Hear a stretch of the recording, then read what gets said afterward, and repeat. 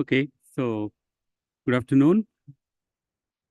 Today we have Dr. Padmnabh Roy from University of Mumbai and Department of Atomic Energy Center for Excellence in Basic Sciences. He's going to talk on single crystal diamond for quantum and industrial applications. Before I formally introduce him, I would like to thank Kishore Menon, I don't see him here, who proposed this talk, and also thanks to Arnab as usual for taking care of many things, and also I think they had a great discussions together, and also Tamil Ved. So to say a few words about Padmnabh, he's currently, as I said, he's in CBS, he's a faculty there in the School of Physical Sciences. And he did his PhD in condensed matter physics from IIT Bombay. Incidentally, he was my batchmate, or I was his batchmate, whatever way you take it, during 2004, 2009. So I went back to school after 20 years where I met him. So it was a great pleasure having him as my batchmate. We had so I had a great time together. And I had that time a complaint because these people used to publish papers very soon, and energy physics, you don't publish papers every month. Okay, the fun apart. So he served as an assistant professor in Department of Physics and Astronomical Sciences in Central University of Himachal Pradesh. Prior to holding academic positions in India, his postdoc was at National University Singapore and University of Bourgogne, which was in France. And Dr. Roy is currently working on synthesizing carbon-based materials, which include single crystal diamond, carbon nanotube, and graphene, and their potential applications in plasmonics and nanoscale optics. I'm sure he's going to talk a lot about his collaborations with industry and academia. He is also, of course, involved in teaching physics courses at graduate and undergraduate level, and he has consulted industries in India to develop laboratory for growing single crystal diamond for both gems, and scientific applications. So very much looking forward to you, Padmnabh.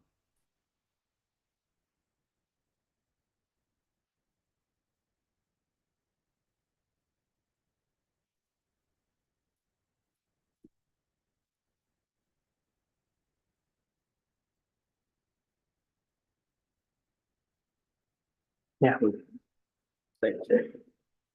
Okay, thank you. Thank you, Dr. Satyanarayan, for the introduction. So here I am going to present my recent 5-year works in the domain of single crystal diamond, and we are trying to it's many scientific applications, and of course it has a huge potential application in the industry for gems. And here for just to have a feeling whatever crystals we are growing, so if anybody interested, they can see the diamond crystals. So now I'm going to just discuss about properties of nitrogen vacancy in single crystal diamond. That is basically huge potential applications for quantum computation and many sensing applications that I will explain. And now the method how we can grow a single crystal, good quality single crystal diamond, and then these diamonds for quantum applications, and the current industrial scenario in India. So as you are aware that diamond is a cubic lattice, which is a two interpenetrating FCC lattices along the body diagonal 1/4 along the body diagonal of the cube, and the carbon atom in this one is sp3 hybridized, and this diamond is a huge band gap that is called wide band gap semiconductor material, And basically this property drive it towards high temperature electronic devices. And this is a very good, this is emerging as a very nice system, solid state system for quantum applications that I will show some of the results.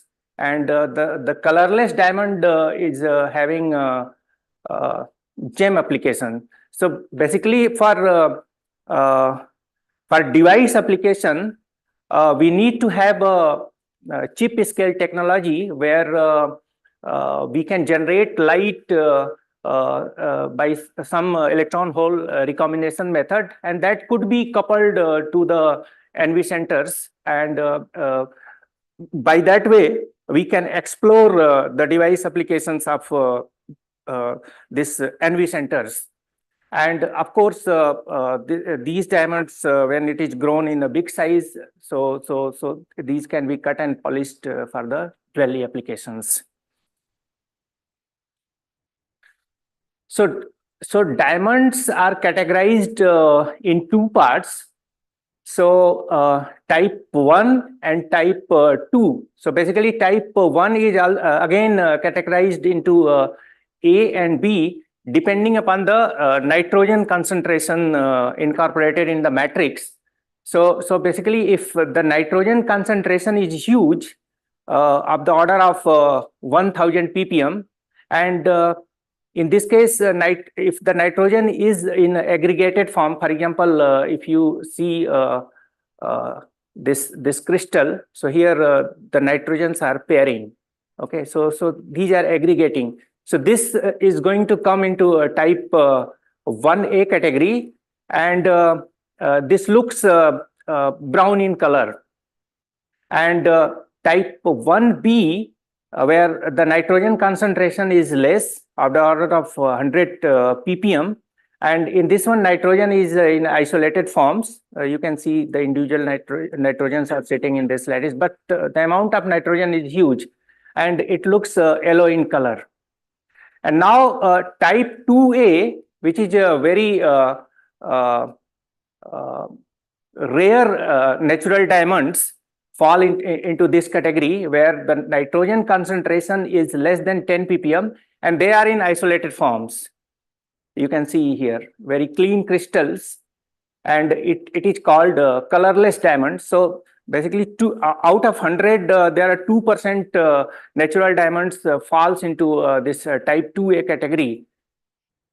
But the laboratory grown diamonds, we grow very precisely, and most of the laboratory grown CVD diamonds falls under 2A category, very good quality.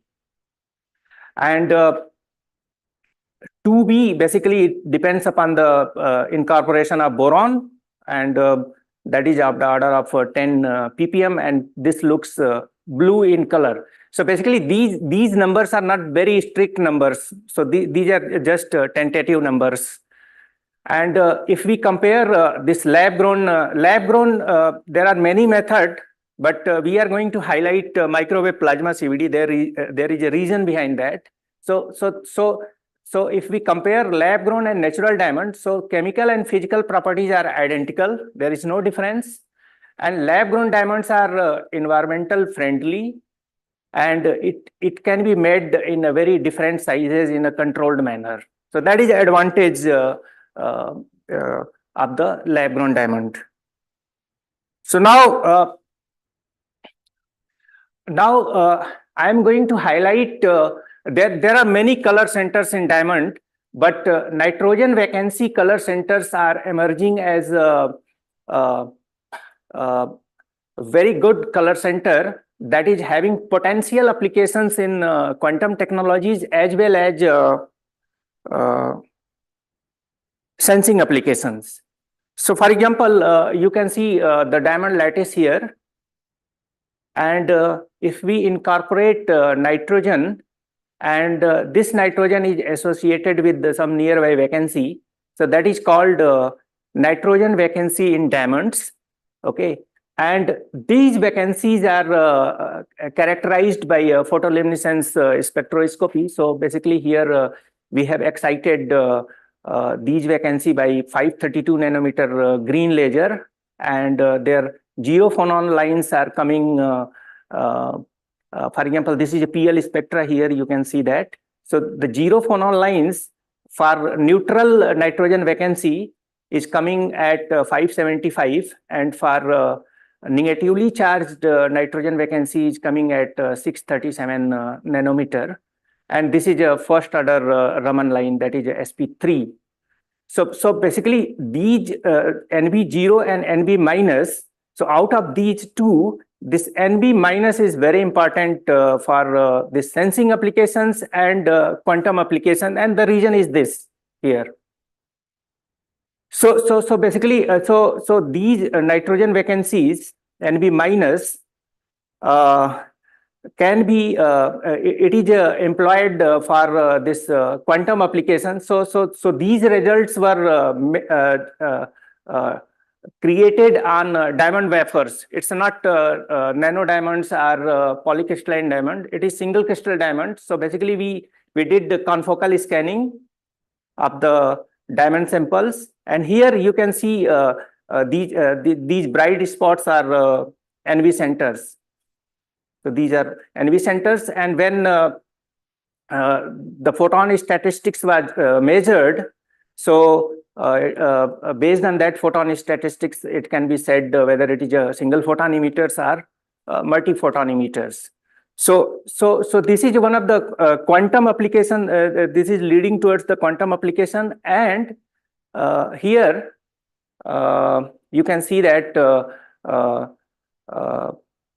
the electronic state excitations of this nitrogen vacancy. So here it is a ground state, and this is excited state. But here the separation, you can see that MS0 and MS plus 1 plus minus 1, it is 2.87 gigahertz, and here it is 1.42 gigahertz. So basically, so if we take the ground state, these separations, and if we do the optically detected magnetoresistance, so basically if we are going to apply the magnetic field, and we'll try to access these state by just applying the microwave. So you can see that ODMR spectra here without magnetic field, that is coming at 2.87 gigahertz, that is going to correspond to this separation.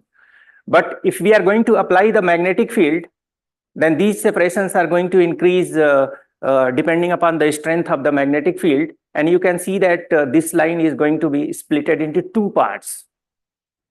Okay, and the separation is given by depending upon the magnetic field.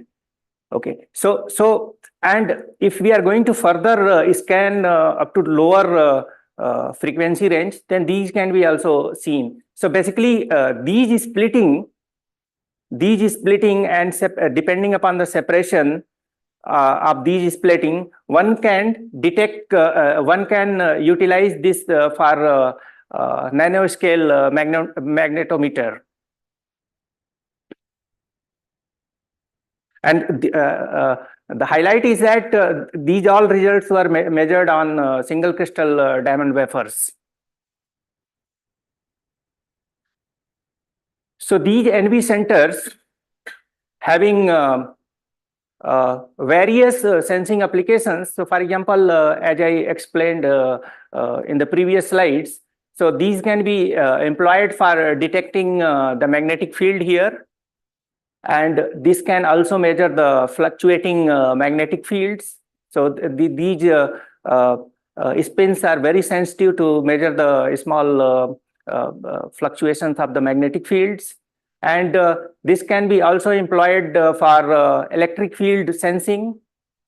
The spin orientation is going to change depending upon the electric field, and that can be seen in the ODMR spectra. And here it has shown with the different voltages how the peak is shifting. And it can be also employed as a temperature sensing. So depending upon the temperature sensing, these peaks are shifted. So one can measure the temperature also. And also this can measure the orientations of other spins. Basically, spin-spin interaction is going to change the spin orientation, so that can also be measured. So there are certain properties of the quantum emitters that should have before employing it for the applications like quantum computation and sensing applications. So these properties are that the quantum emitter should be photostable and it should emit single photons. And the ZPL, zero phonon lines, depends on magnetic field, electric field, temperature, and strain in the crystals. And these states are basically magnetically resonant, okay, and it should have a tendency to couple with the nuclear spin. I will show you later on. And there should be a spin polarization and readout mechanism. It should be flexible and robust in fabrication. So NV centers is having all these properties. So that's why it is emerging as a good candidate for quantum emitters. So here the quantum communication based on this diamond qubits is shown.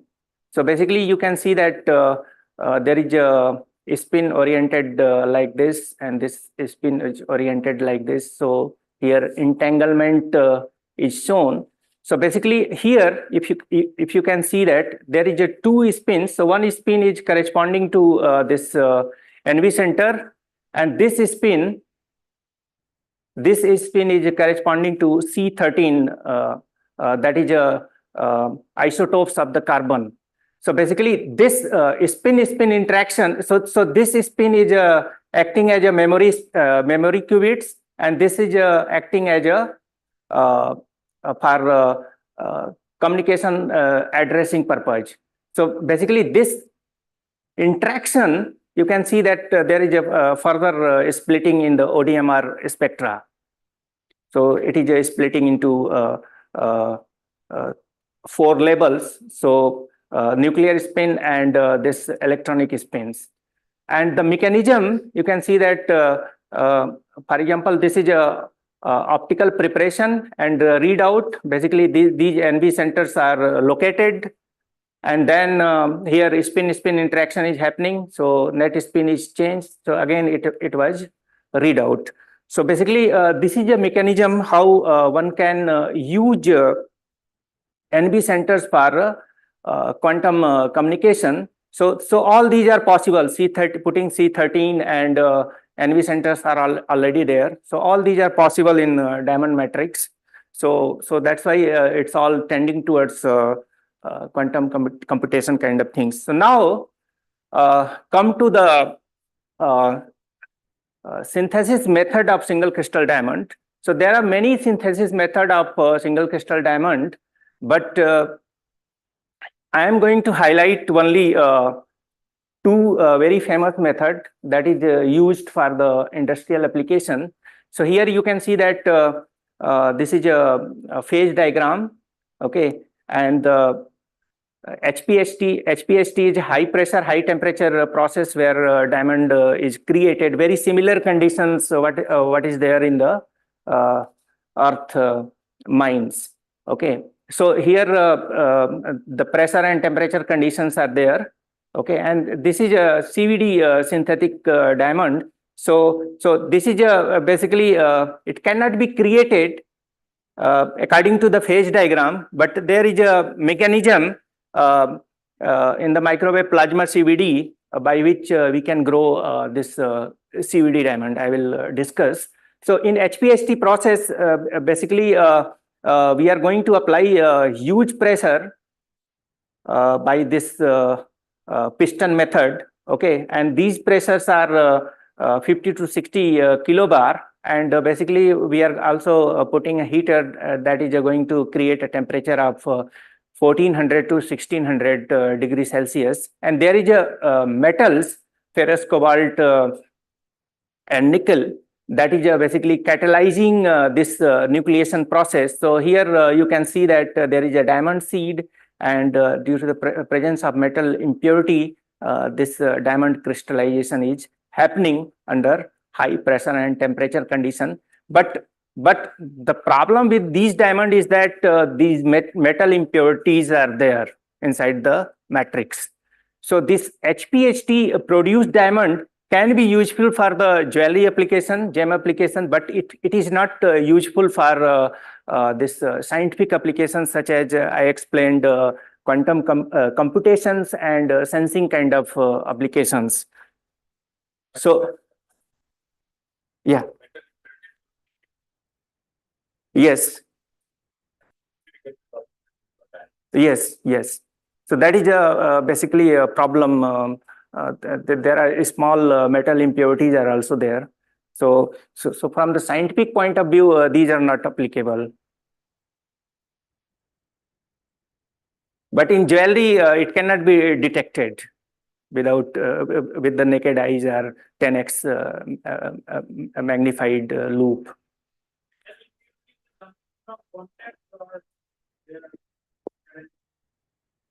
Metal impurities are coming from that contact, or no. We intentionally put some metals.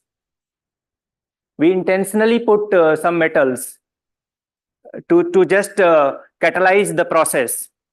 For example, you may have heard about synthesizing carbon nanotube. We need metal catalyst to just catalyze the reaction. Okay. And does that contact don't create any problem by which you are applying pressure? Basically, these contacts are basically just some this carbide coating are there. So directly these contacts are basically the crystallization is happening away from this one. So all over there is a graphite. Okay. So in the basically graphite powder, somewhere this crystallization is going very deep inside. This crystallization is happening.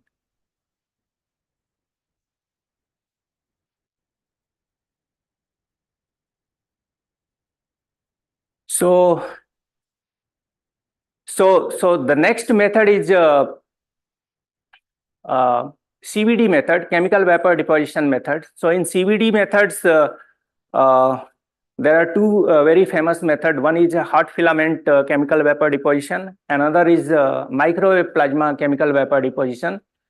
So again, this hot filament chemical vapor deposition method is having filament metals incorporation in the matrix. For example, we are going to use tungsten filament. So metal impurities are there. So that is also not applicable for this growing diamond for the scientific application. So for scientific application, electronic grade and optical grade diamond, we have to rely on microwave plasma CVD synthesis. So here you can see that I have shown two reactors.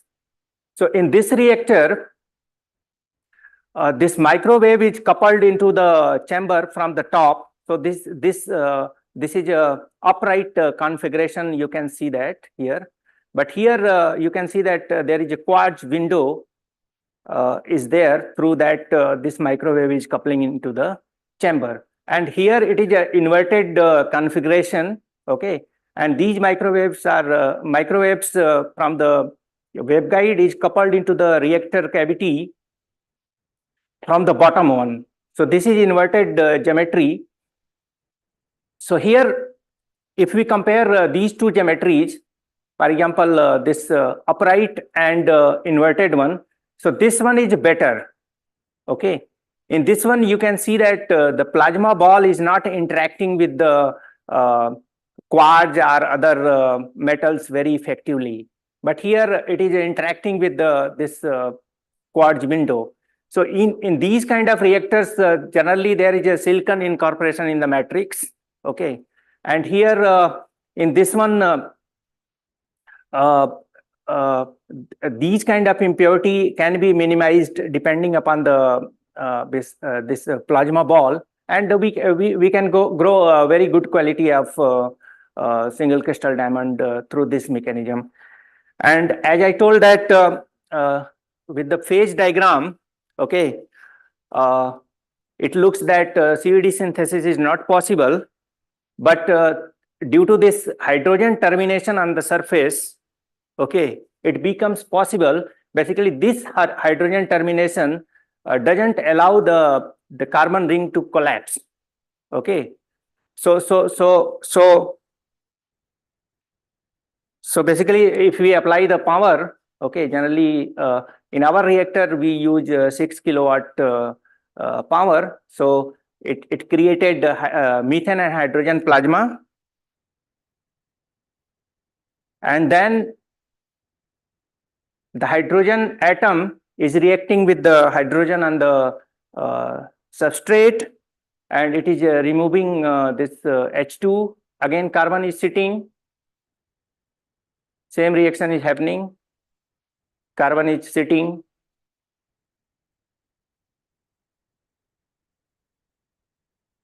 And now again hydrogen will sit over it. It will react with atomic hydrogen. And then again carbon is sitting. So by this process, we can vertically grow diamond into the microwave plasma CVD. And here the conditions are very low pressure, 100 to 150 torr. Ratio generally we keep 10%, okay, or less than that. Temperature we generally keep it somewhere 900 to 1000. Again, this is not very strict criteria. And through this process, we can generate electronic grade and large area production of the diamond. By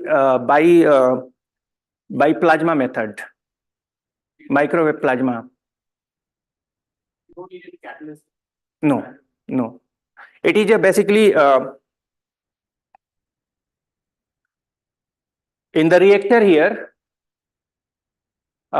This is a resonant reactor that is designed as per the frequency I will show later on. So basically this is a resonant cavity. So here microwave is coming into the cavity, forming the standing waves here, and when the gases are going to pass through this, so it is going to be cracked down depending upon the power. And again, this cracking is done at low pressure. Basically, we crack it 5 torr pressure or less than that. And then when the plasma is getting sustained, then we keep on increasing the pressure and power. For single crystal diamond, we need diamond. Either it should be initially from natural. We cut natural diamond in a particular orientation, that is 100, and then we grow the diamond by microwave plasma CVD. Then we remove the natural, and the grown part is CVD diamond, and then we cut those CVD diamond into many plates and create diamond by this cycle.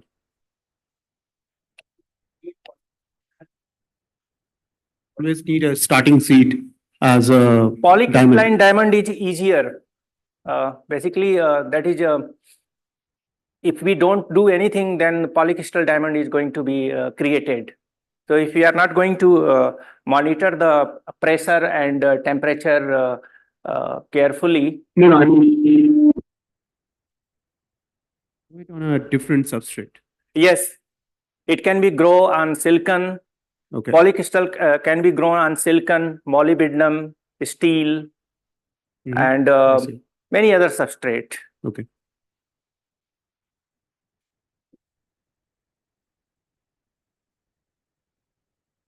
So this is a microwave plasma CVD reactor.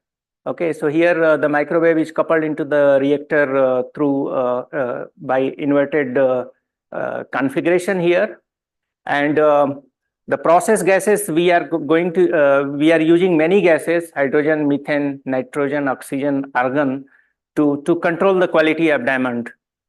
And the size and quality, basically size, we grow 20 mm by 20 mm, 12 mm diamond, and that is giving 10 to 12 carat cut and polish. And there is a color grading. For example, this is a high color, highest color EF, and purity. These are the jewels standards. Okay, so this is a high end quality, and CVD diamond can be produced up to this standard. And basically, we run the reactor for continuous 300 to 400 hours to grow the diamond with a growth rate of 10 to 15 micron per hour. The growth rate can be goes higher or below, but it is going to improve or deteriorate the quality. So here you can see that many substrate are put together, and then there is a flash of hydrogen and methane at the initial hours. And for I think 200 hours, after 200 hours, you can see the crystals are grown up to certain heights. Once the crystals are grown, then you can see that here the grown crystal 3 by 3 matrix. There are total 9 crystals. Okay, and ultimately it is going to cut and polished into the diamond blocks.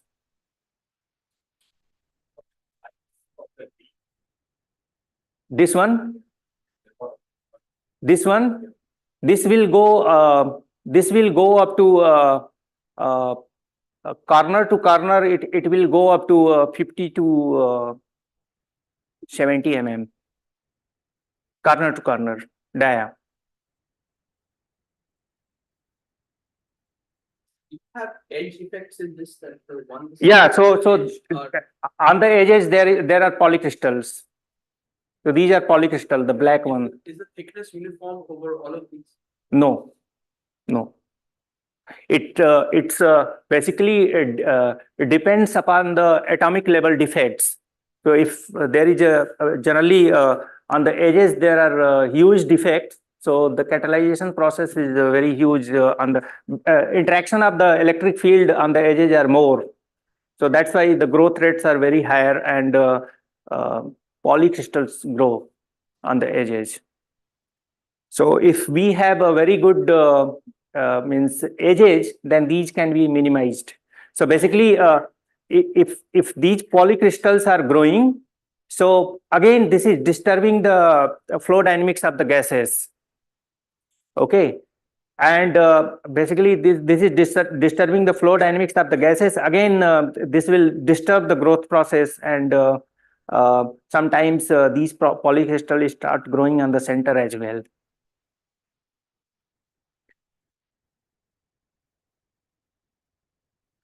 Okay, so we have created the microwave plasma CVD by our indigenous simulation process.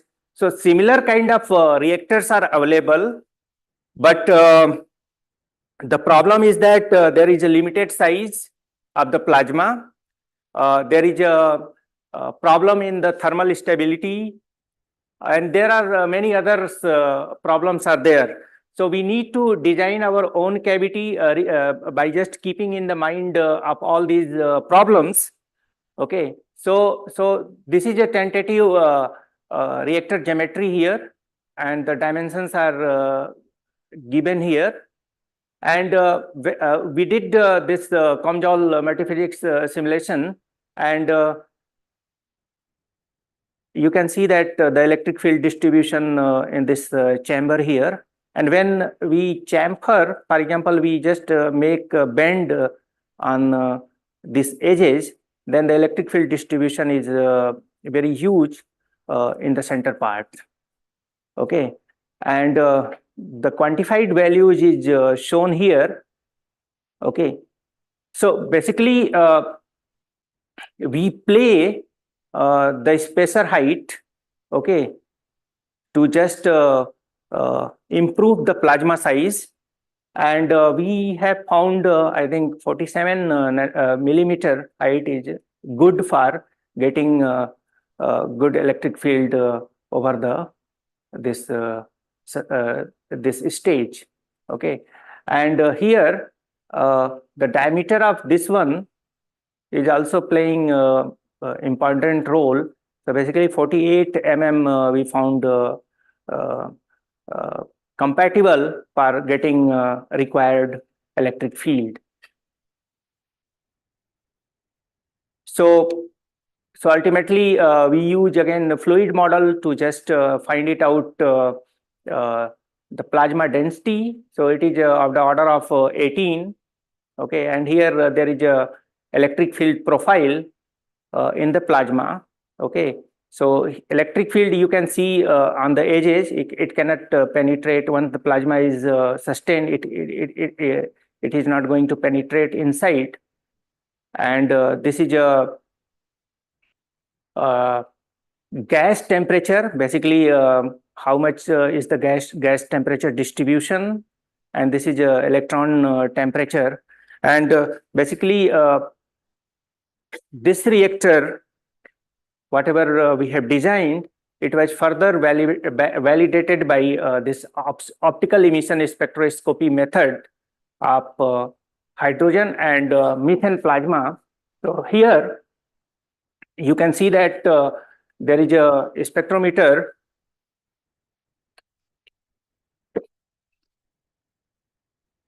put into the reactor window, and it can move XYZ direction to just get the plasma profile. And you can see that this is a hydrogen plasma, that is a purple in color, and if methane is introduced, then the plasma is become greenish.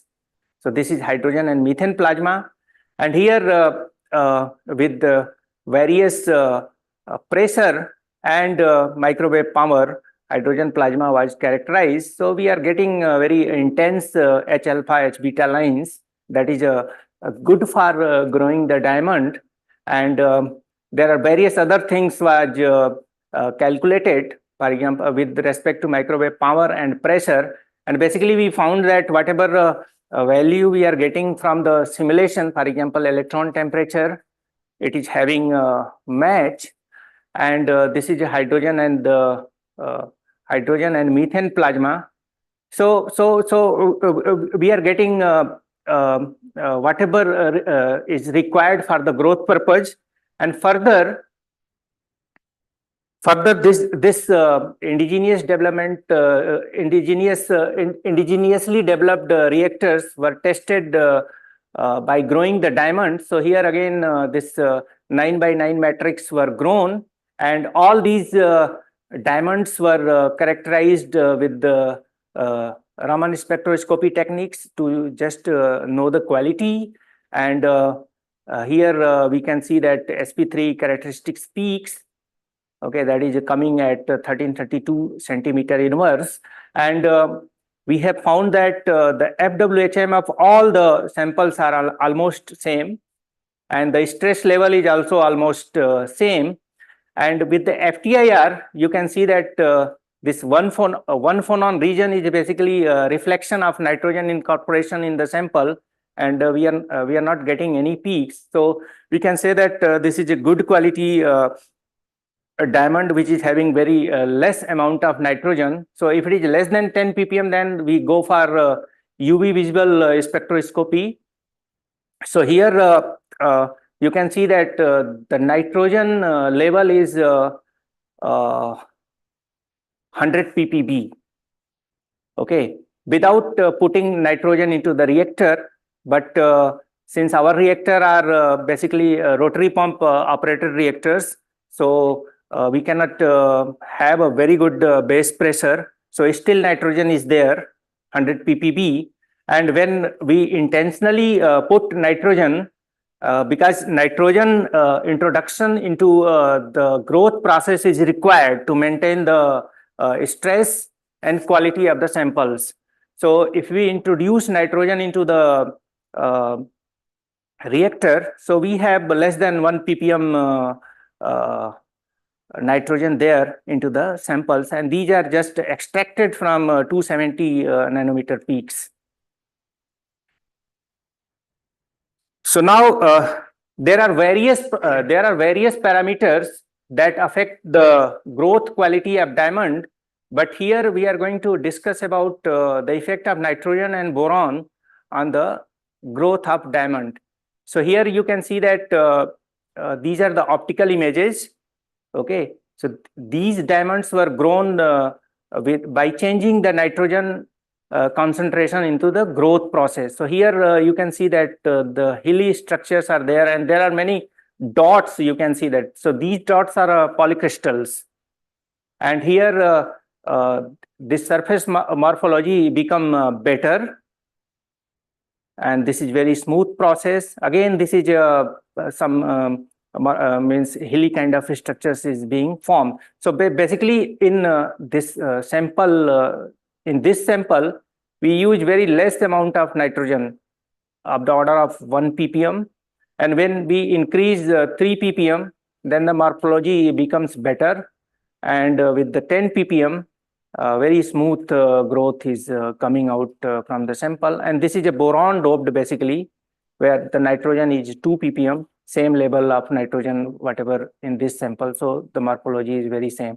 And again, this AFM results is also matching with the optical results. So again, we have characterized these samples by Raman spectroscopy techniques. So very intense Raman peak is coming at 1332 centimeter inverse. Okay, and here there is a PL spectroscopy.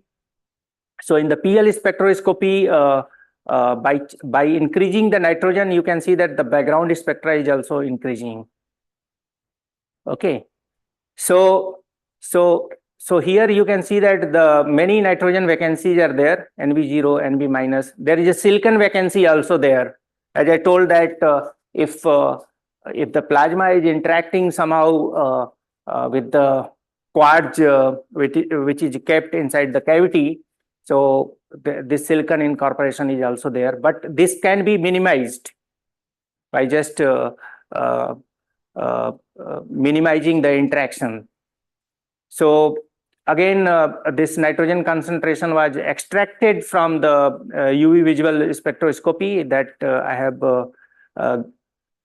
given the data. And the interesting thing is that if we did XRD, so basically there is a 200 peak is coming along with the 400 peak. So these 200 peak is going down with increasing the nitrogen. So this 200 peak should be missing in diamond, cubic diamond. But here we are getting these 200 peaks. So this 200 peak is coming due to the intermediate kind of diamond in between graphite and diamond. So this is very close to diamond, but it is not exactly it is a diamond. It is in between kind of phase is there. It is not graphite because this peak is coming very close to graphite. It is not graphite because if it is graphite, then it should come into the Raman feature, because graphite is very sensitive. Raman is very sensitive for graphite, that is coming at 1580 centimeter inverse. So it is not graphite, it is some other phase of diamond that is very close to diamond structure. So this is very rarely reported in CVD diamond. So there is further investigation is going on that. So basically we did omega scan to just find it out dislocation density, and we have found less dislocation density in nitrogen grown samples. Okay, and the phi scan along 111 directions confirm the cubic structure of the diamonds. So now these diamonds, the CVD grown diamonds, were employed for this quantum applications. So for quantum applications, we have used two types of configuration. One is the upright configuration, that is light is coupled from the top, and there is a inverted configuration where the light is coupled from the bottom. and there is a HBT interferometry by which we confirm the statistics of color centers that is responsible for single photon emission or two photon emission. So basically, the photon statistics is given by G2 function. So that is 1 minus 1 upon n. So n is the number of photons. So if it is ideally for single photon, it should be 0, but due to the thermal noise and other factor, it is not going to be 0. Generally, it is if it is less than 0.5, then it is called single emitters.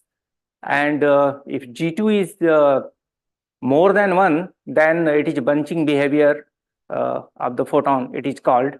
And for two color centers, it should lie, G2 is lie between 0.5 and 0.65. And for three color center, it is lying between 0.65 and 0.80. So again, for this study, there are 3 types of samples were prepared. Okay, so this is a purely nitrogen incorporated sample. This is a nitrogen plus boron incorporated sample. So this is a nitrogen plus oxygen incorporated samples. So again, these samples were confirmed with the Raman spectroscopy, and it is showing the sp3 characteristics here. And there is a PL measurement with the two wavelength, 488 and 532 nanometer. And you can see that certain peaks are appearing with the different wavelength because the resonant process is depending upon the excitation wavelength. So 637 peak is present in all the samples. So that is basically we want to test whether it is giving single photon emission or not.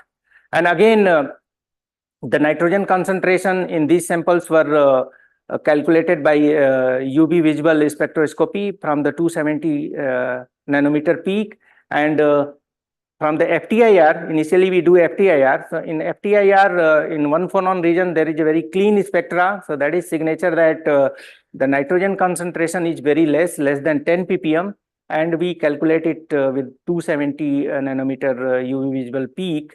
And the nitrogen in sample 1 is less than 1 ppm.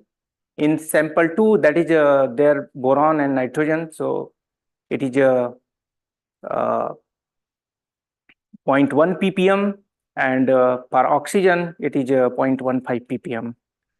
And now we did the confocal scanning of the certain area of the sample. You can see that the confocal scan here.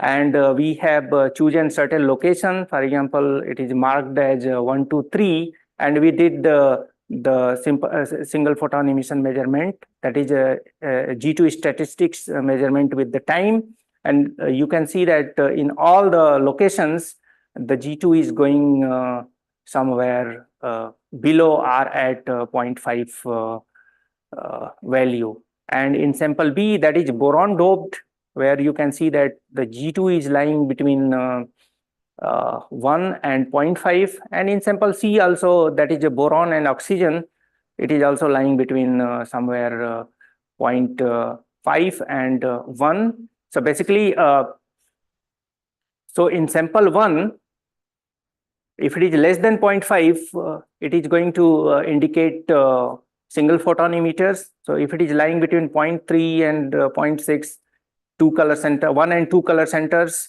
and 0.6 to 0.8, it is going to correspond to the 2 and 3 color centers. So it was further investigated at some other locations in the inverted configuration, where the numerical aperture of the objective is more, so we can get more better contrast here. And this is excited with the pulse laser with 532 nanometer. And here the statistics were shown here for all the samples. So sample A, that is a nitrogen doped. So this is basically giving 1 and 2 color centers. Sample B, that is boron doped, that is giving 2 and 3 color centers. And sample C is also giving 2 and 3 color centers. And the visibility of the color centers is going down as the G2 value is increasing. Now come to the industrial scale application of the diamond. Yes. Yeah. That data, Yeah. you actually count. Basically, we just say it from the photon statistical value G2. But Yeah. is there actually a photon counting process which supports that? These were extracted from the G2 value. We didn't physically put any mechanism to count it. Okay. Yeah. So this is not a very strict criteria. This is not very strict criteria. It is just an idea that if it is falling in this band, then it is called 2 photons. So again, this ODMR and all those things could be done, and further it can be validated. Okay, so now come to the industrial scale application of CVD diamond. So here you can see that the facility indigenously developed microwave plasma CVD reactor for the industry, okay, through the consultation process. So I think there are 2,500 to 3,000 reactors developed indigenously, and it is growing very good quality of diamond. So here you can see that again 9x9 matrix, and it was flashed with the hydrogen methane plasma, and this is a grown crystal together, and the crystals are cut and polished. So I have kept some of the crystals here. If someone is interested, one can see. And now for the gem application of diamond, there are four criteria that is called 4C. So one is carat, 1 carat is 0.2 gram, color, cut, and clarity. So why this CVD diamond is very important? One reason is that it is environmental friendly due to less amount of carbon release, eco-friendly due to the release of oxygen. Basically, we use hydrogen generators, so that gives a lot of oxygen to the atmosphere. Okay, reduction in global climate distortion, for example, soil eruption, water consumption. All these things are involved in the this mined diamond, and this is affordable to common man reach due to reduced price. Basically, if natural diamond is 100 rupees, then you can get CVD diamond in 10 rupees. Okay, and this is the most important thing is that this is generating wide range of employment in India, this process. So a lot of industries are putting in this direction, as well as semiconductor industries are also coming into the market. So why this? Basically, this was also highlighted by our Prime Minister giving the Green Lab diamond 7.5 carat to US First Lady. Okay, so that was produced in Surat. Okay, and here you can see that the contribution of CVD diamond into the Indian economy. So if we compare from 18 to 23. So it is continuously increasing. Okay, and basically in the current scenario in India, worldwide, right now there is 4 to 5% CVD diamond consumptions, and it was expecting that by 2023 it is going to 30, it is going to 10 to 15%, and currently in India there are 10,000 reactors, including all the industries running for this business. Okay, and the rough diamond production per month is 1 million carat. Okay, and some of the national industries which is playing major role is one where I am also giving consultancy: Panderi lab grown diamond, Supreme green diamonds, Green Lab diamonds, and there are many more. And at the international level, 2A technologies that is also developed by our group in Singapore, Diamond Foundry, And element 6, I think most of the people who is working in diamond based scientific applications, they may be knowing about this. And this can means electronic grade diamond is required for Indian and foreign universities and industries for various applications. So now I can conclude my talk. So CVD diamond enables the platform for next generation high temperature semiconducting devices and quantum applications. So I have not shown the results of high temperature semiconducting devices. So we have done collaborative work by making integrating field effect transistors based on diamond P-type of diamond integration with the aluminum gallium nitride of N-type with IIT Bombay. So it is showing very good integration and semiconducting applications. So this CVD diamond is basically growing market. Okay, so it is also coming into the Make in India kind of things. And we are also developing microwave plasma CVD reactors in India, and that is also contributing to Make in India contribution. So in the last, I would like to acknowledge our funding from DAE, DST, SERB, University Grant Commissions, and I would like to acknowledge my PhD students and PhD and postdoc students at CBS. I would like to acknowledge Dr. Venugopal, who is currently at NPL, and single photon emission measurement were done in this lab, and Dr. Kasturi Saha from IIT Bombay lab, and also Raman and PL measurement BRC from Dr. Himanshu and Dr. Brijesh from BRC and SSPL respectively. And I also acknowledge Gem Industries, Banderi Lab Grown Diamond. Thank you very much.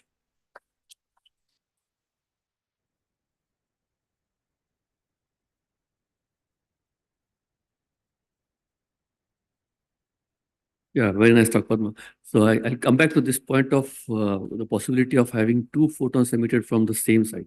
Right? I believe your focus when you pump the site is much less than a micron or something, correct? And there you expect two photons to be generated simultaneously. Basically, if there are two centers nearby. When you say nearby, it's within the focus of your laser, correct? Yes. Yeah. So there is a possibility if there are two centers nearby, it will generate two photons. Right. So if there is precedence in literature, has somebody talked about these two photons being entangled at birth? At the same level. Yes, the time of generation. Yeah. Yes. So basically, so that's why it is not good if the two centers are nearby.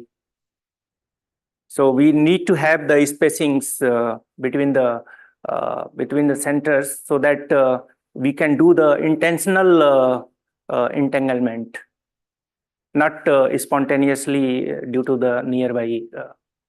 So you're saying that it is known that these two are spontaneously entangled when the two centers are close by? That basically we have to see in the ODMR.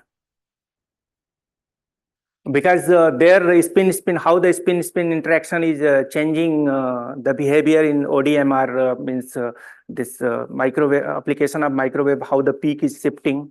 So based on that, we can say about whether these are entangling or not. Okay, thank you. So basically, these are just this optical measurement, purely optical measurement. No microwave application at the same time. So I think we are not having those facility access. We can check it, but we are trying now putting C13 and NV and trying to measure its interaction. Okay. So compared to this HPHT grown, diamond and this CVD grown diamond. Mm. So how do you compare the quality of these diamonds? Which one is better? CVD. CVD is. Yeah. So how do you say that CVD is better than this? CVD basically from the basically there is a if you see the diamond, so there is a overtone in gem applications. So some overtones there is a color, and in that color there is some background kind of things are there. So based on that, one can judge that which one is better. Yeah.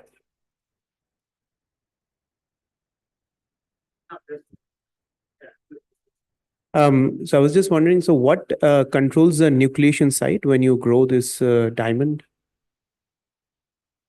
So do you know, like, what I mean, can you control the nucleation? I mean, the rate of growth is probably depending on the nucleation. So do you have some idea, like, what controls the nucleation sites? And so basically, whenever we are growing the diamond, and if the pressure is not right, okay, so if we are growing the diamond at low pressure means generally we grow the diamond around 120, 130 torr pressure. So if we are growing, that is the base pressure. That's the base pressure. That is a growth pressure, including the gases. Yeah. So during the growth process, so if we are going higher side, okay, so there is a possibility of only one grain is growing all over the surface. But if you are going on low pressure, then the chunks of grains are growing and they are merging together. So sometimes there is a problem in that kind of growth. So generally we avoid going into the low pressure side. But I mean, are they nucleated by the defects on your starting thing, or you have some idea? They are since these diamonds are grown on in the homoepitaxial process. Diamond substrate is there, and over diamond substrate we activate this process in the hydrogen, then we flush methane. Thank you. And ultimately, basically pressure and flow and the temperature. So all these three are required simultaneously to balance it. Basically, in single crystal, we try to minimize the grains which are developing. You can divide this into 9 parts. Sir, it is very difficult because at the edges, polycrystalline diamonds are growing. Central part, which is pretty big. But we need, at the same time, we need a seed of that size. Composite seeds? It's not going to work very properly. It is if it is going to cut very precisely, maintaining the crystallographic direction properly, and just speculating. What are the theoretical limits of the actual reactor size that can be built?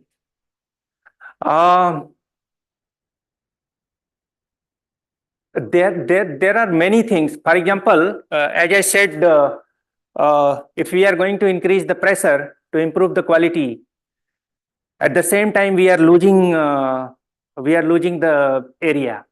The plasma is going to be shrink. No, same quality. Just expand the size. I am not getting your correct. So can I just add to that question? Yeah. So if I see the way CVD reactors have been developing, in some materials like diamond, people seem to be like, you will have a factory which has 1,000 CVD systems, but they are all growing this size. If you look at the way gallium nitride or has gone, people have moved from 2-inch to 4-inch to 6-inch to 8-inch. They are actually scaling the reactor size rather than the number of reactors. Yeah, so I got your question.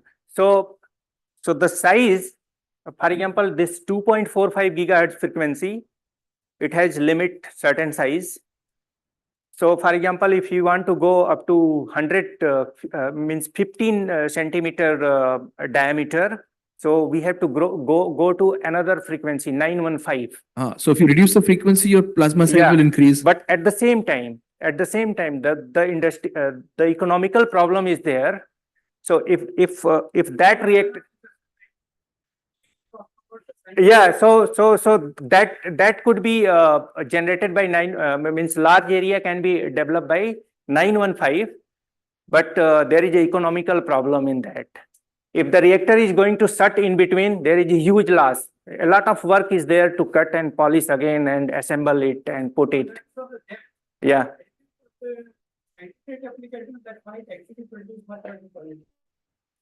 Yes. So if we are scientific purpose, we generally grow. If we are growing 1 mm, we are happy for scientific application. So that is very easy. But Kailash, if it was not for the gems, we wouldn't be reaching this quality. My question is, have you done any studies regarding the color change of the diamond? Color change, yes. Can you? Electron beam. Okay. Irradiation with irradiation. I think you are asking color change with irradiation. So we have not performed till now.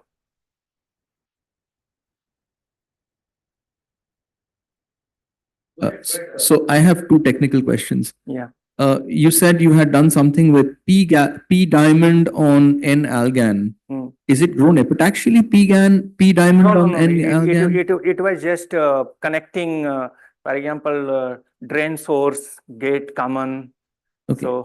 So if one could grow P diamond on N algan, can you make a vertical P-N junction device? Because that would be basically maintaining single crystal is difficult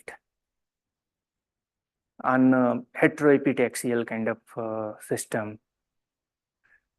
Because in nitrides, P is the problem. Yeah. And in diamond, N is the problem. Yeah. So that's why we try to connect the gate common of the both, and then drain source connected to one side. So it's just cheating. Going in that direction. Second thing, continuing on what Shouvik asked earlier. Yeah. You have a diamond substrate on which you're doing homoepitaxy of diamond. Yeah. But is this step flow growth? Are you nucleating at step edges, or is it random nucleation, or how does it happen?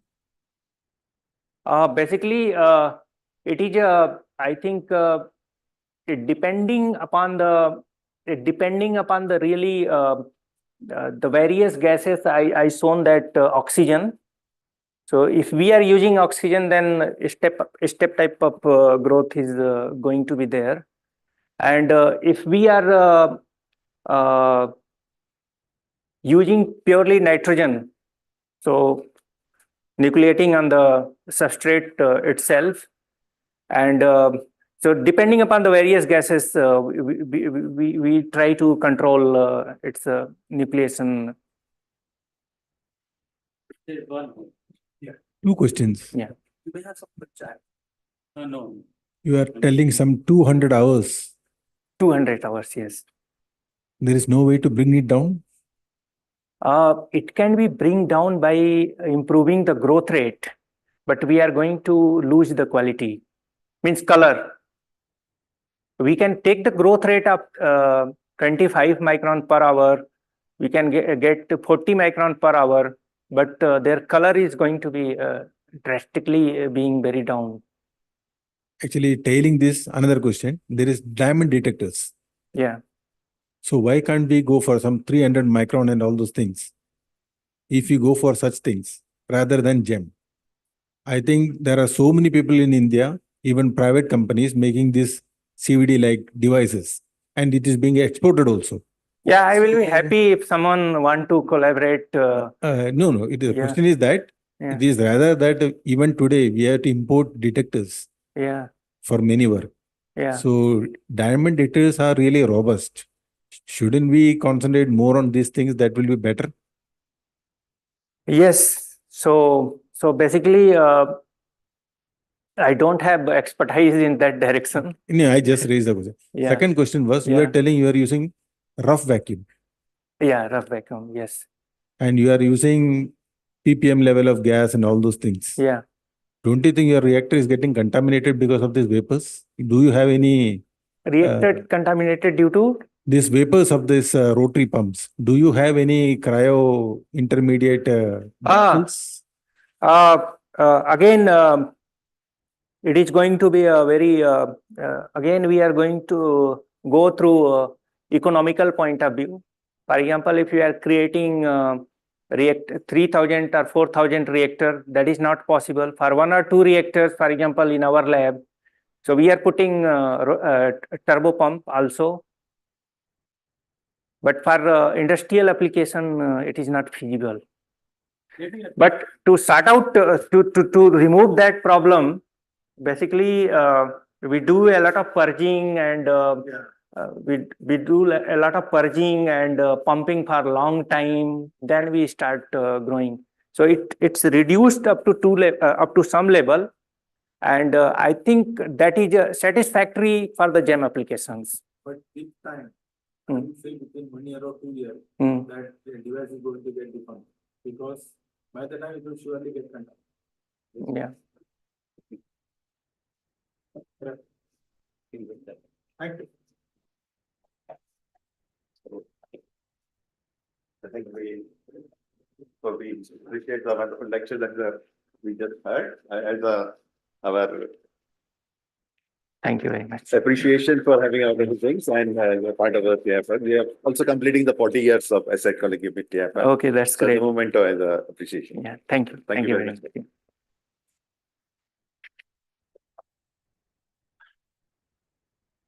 Have you joined for tea?